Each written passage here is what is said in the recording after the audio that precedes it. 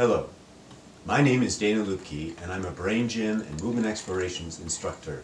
And I've combined those modalities with other things I've learned to create a program called Brain Body Fitness. We work with awareness, balance, and coordination, the ABCs of movement. I'm going to share with you some techniques that will help with balance and coordination on slippery surfaces in winter. I'm going to be helped by my friend here, Philip. He's obligingly shed his muscles and other accoutrements so that we can look at the architecture of the human body. And I always start with the feet. So you know our feet have as many bones as our hands. They're quite amazing. And we're going to do some points called the gait points. These come from Touch for Health and Movement Explorations, where they're a menu item. And we're actually going to start, however, with the first point on the kidney meridian. And this is thanks to Irish Sullivan, who was a mover and shaker in this organization for many years. She always likes to start with the K1 point on the bottom of the foot. It's the only meridian point that actually touches the ground, so it's a great way to get grounded. And we're just going to rub that point at the base of the big toe. And then we're going to move to the gait points. Now those are points at the side of the big toe and between each of the metatarsals here. Okay, so it's just light pressure to stimulate these points. They help with our coordination, and again, you can do these with stockings on or bare feet. And one of the participants in my course, who's in her 80s, I think she might even be older, she doesn't tell anyone, she does them in the bathtub because she says it's much easier to reach her feet. So between each of those, you can also do it with 4 fingers at once. So those are our gait points. 1, 2, 3, 4, 5. And I suggest now you stand up and try walking and see what the difference is between the 2 feet.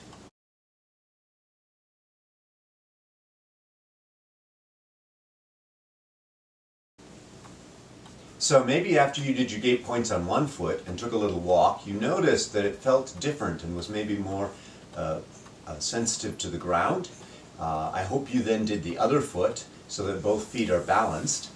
We're now going to work a little bit with our balance, and I want you to stand with your feet under your hip sockets. First you have to know where your hip sockets are. Just in case you didn't know, I'm talking about the joint right here.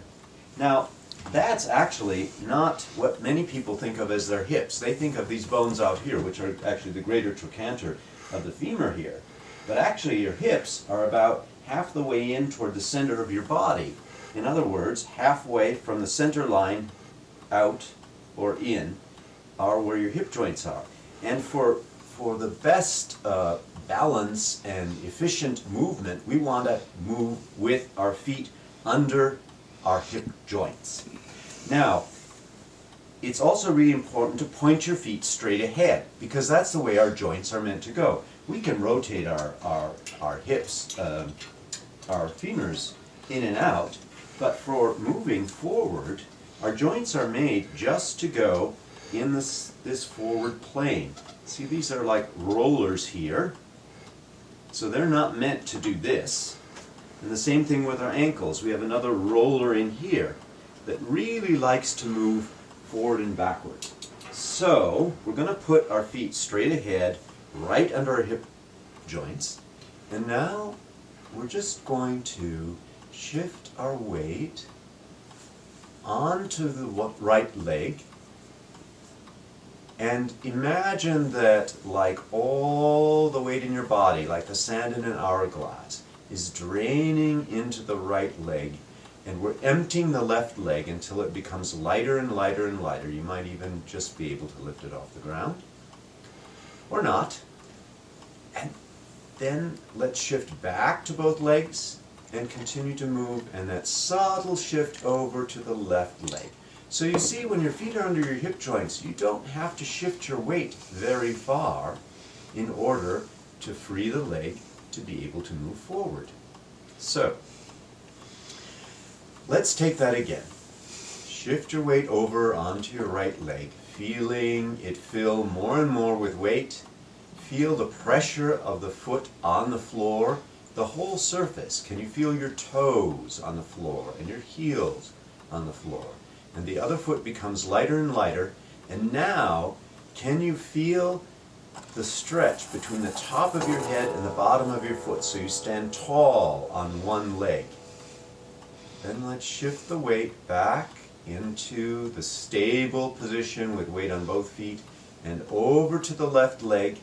And once again, filling the left leg and emptying the right foot, as it were, and then pressing into the left leg and feeling ourselves grow tall on top of our left leg.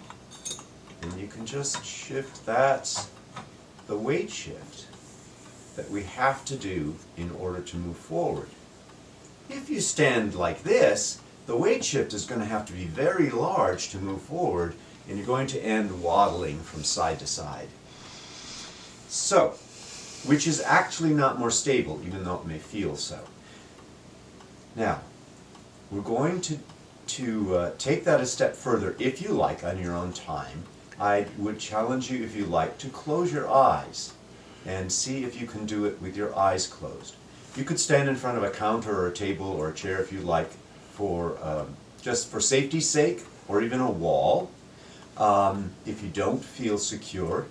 But don't press onto that, because that defeats the whole purpose of the exercise.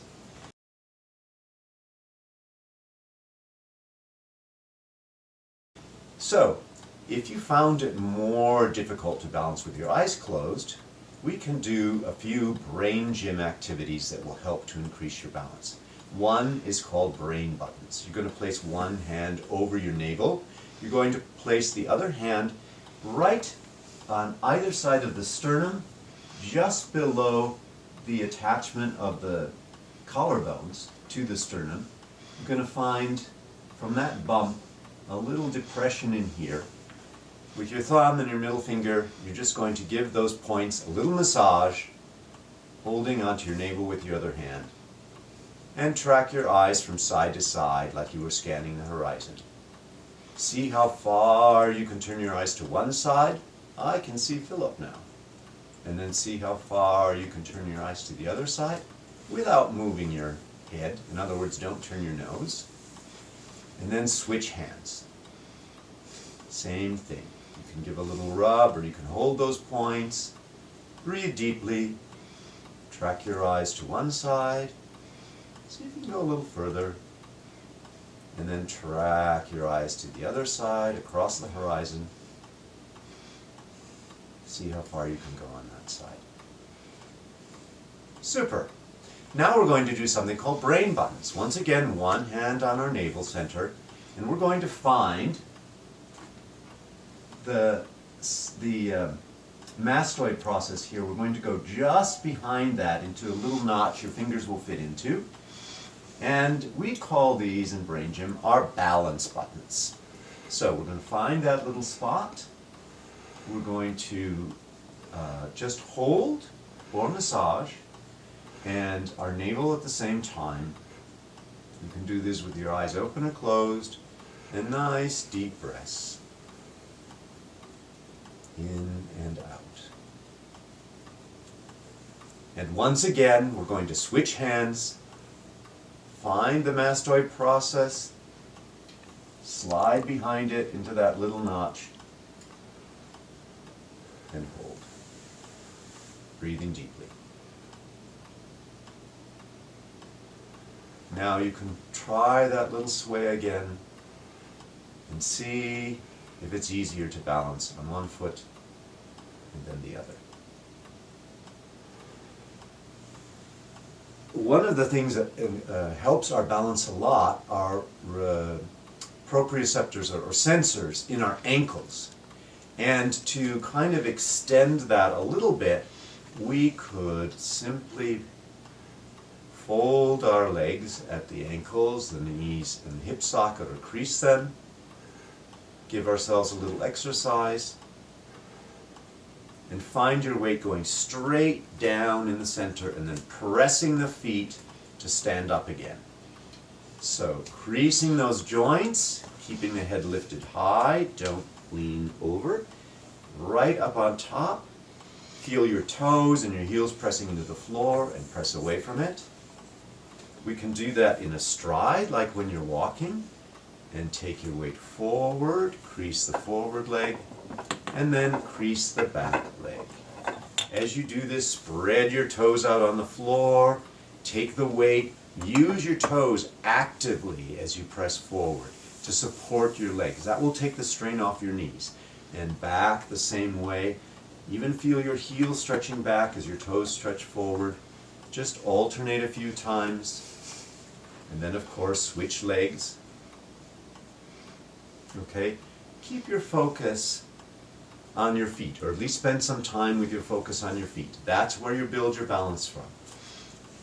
And your head is floating directly upward from the top of your head. It doesn't hurt to rub the top of your head to remind you we're not lifting our noses or our chins. People say heads up, and people often do this. That's not lengthening the spine upward. Okay? And then we can do the same thing from side to side. Widening our stance in this time, because when we move, we're not always moving forward. Sometimes we have to step sideways to go around an obstacle.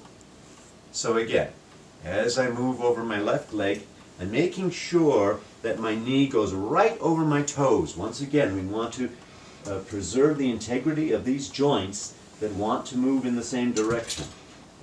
Okay?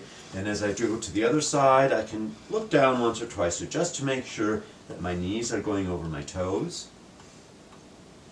Okay? And this is not a lean of the whole body. That's taking our weight off our center. It's a nice dance move, but if we're talking about maintaining our stability on slippery surfaces, we want to keep our weight directly over the leg.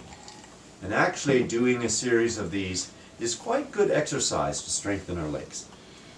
Okay, now, walking on ice. Some people promote the idea of the penguin walk, but I think it's important to understand what they mean. They do not mean walking with your legs turned out like this, although we might think that's the way a penguin walks. The important thing about the penguin walk is to keep your feet straight ahead, that you take small steps, and as you step, you take your weight right onto the leg, so your weight goes squarely down onto your foot, not the kind of roll through that we might do as we're walking with big strides, in which case this could happen. So instead, we're taking small steps, centering the weight right over each foot. And you can see how that's much more efficient when you move from the feet under your hip sockets